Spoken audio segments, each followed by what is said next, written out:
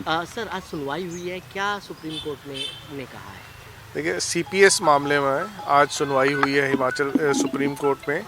और supreme court ने CPS मामले पर डिस्क्वालिफिकेशन ऑफ एमएलएज का जो इशू भाजपा बार बार उठा रही थी, उस पर बहुत स्पष्ट कर दिया गया है कि सुप्रीम कोर्ट पहले ही मणिपुर के मामले में डिस्क्वालिफिकेशन पर रोक लगा चुका है।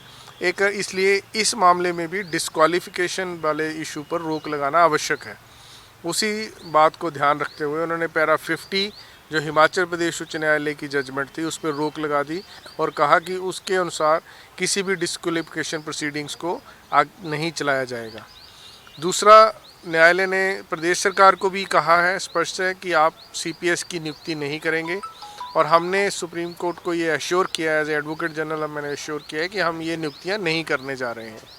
तो ये आज कार्रवाई हुई, इसमें सुनवाई हुई। कपिल सिब्बल जी अपीयर हुए, अभिषेक मनु सिंघवी जी, आनंद शर्मा जी, मुकुल रोहतगी जी, ये सारे प्रदेश सरकार और सीपीएस की तरफ से अपीयर हो रहे थे और उन्होंने अपनी दलीलें रखी। इसी प्रकार दूसरी तरफ से भी advocate Maninder Singh senior advocate appear हुए थे।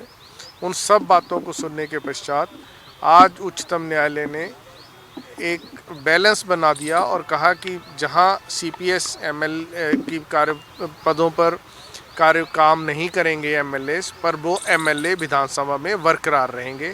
तथा अब इस मामले की सुनवाई 20 जनवरी से शुरू होने वाले सप्ताह में आगे होगी। क्या सर लगता है कि जिस तरीके से सीबीएस की नियुक्ति को लेकर लगातार सवाल पहले हाई कोर्ट ने खड़े किए थे, अब लगता है कि सुप्रीम कोर्ट ने कहीं ना कहीं राहत दी है प्रदेश सरकार को? देखिए, इसमें सरकार को राहत का कोई इशू नहीं है। एक कानून था, उस कानून जो 2006 में हिमाचल प्रदेश विधानसभा ने पक्ष और विपक्ष ने सर्वसम्मति से पारित किया था। उस कानून के तहत 2006 के पश्चात लगातार नियुक्तियां हो रही थी। उसकी जब तक वो कानून वैध था, उसकी नियुक्तियां वैध हैं और वो नियुक्तियां करने का अधिकार हर प्रदेश सरकार रखती है। जब उस कानून को अवैध घोषित कर दिया गया, उसके पश्चात किसी भी सरकार को इस प्रकार की नियुक्ति करने का अधिकार नहीं है। एट द सेम टाइम उसी समय हर प्रदेश सरकार को अधिकार है कि वो अपने हकों की लड़ाई के लिए उच्चतम न्यायालय का दरवाज़ा खटखटा सके।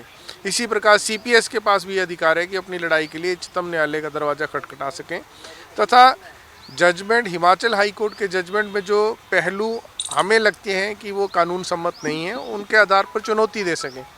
वही प्रक्रिया प्रदेश सरकार ने भी और सीपीएस ने भी अपनाई और उसी प्रक्रिया के मद्देनज़र प्रथम दृष्टया सुप्रीम कोर्ट ने पाया कि इस मामले में मेरिट है और उस मेरिट के आधार पर इसको सुना जाना चाहिए तथा अन्य राज्यों के साथ टैग करके सुना जाना चाहिए, तो ताकि एक बार ही सारे प्रकार के मामलों का निपटारा किया जा सके। तो अब इसमें आगे सुनवाई होगी और अंतिम फैसला क्या होगा, किस प्रकार ये एक्ट बचेगा नहीं बचेगा, या क्या सीपीएस जैसे पद प्रदेश सरकार क्रिएट कर सकती है नहीं कर सकती है, ये सब अब भविष्य के गर्भ में है। और जब सुनवाई होगी, जब उच्चतम न्यायालय का फैसला आएगा, तो आप लोगों के माध्यम से फिर जनता को पता चलेगा।